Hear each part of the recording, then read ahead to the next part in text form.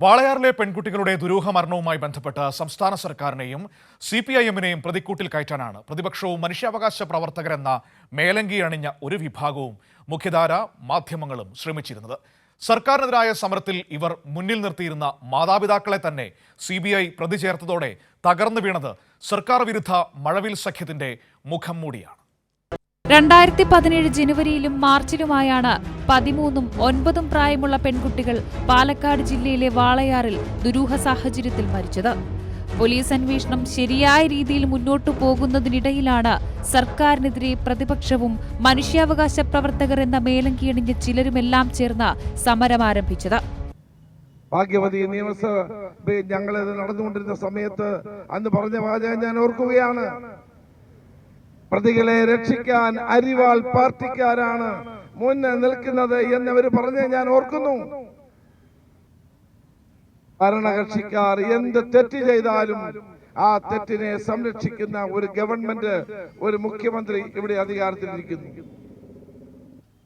എന്താണ് കേരളത്തിൽ നടക്കുന്നത്?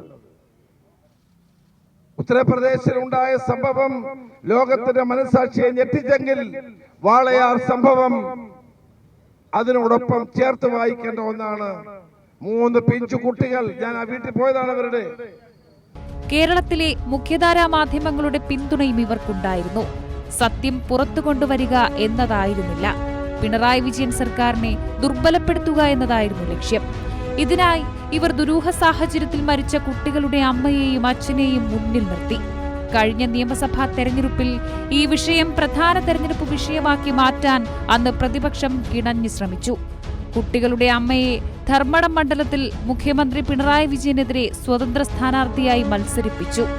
ഇതൊരു വലിയ സംഭവമായാണ് അന്ന് മാധ്യമങ്ങൾ കൊട്ടിഘോഷിച്ചത്.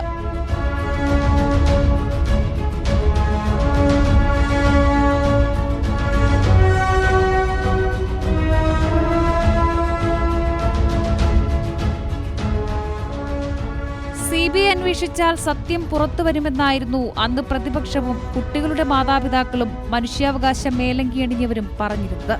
അങ്ങനെ CBI വന്നു. കേരളത്തെ നടുക്കിയ വാളയാർ ദുരൂഹ മരണങ്ങളിൽ പെൺകുട്ടികളുടെ അച്ഛനും അമ്മയും പങ്കുള്ളതായി കണ്ടെത്തിയിരിക്കുന്നു.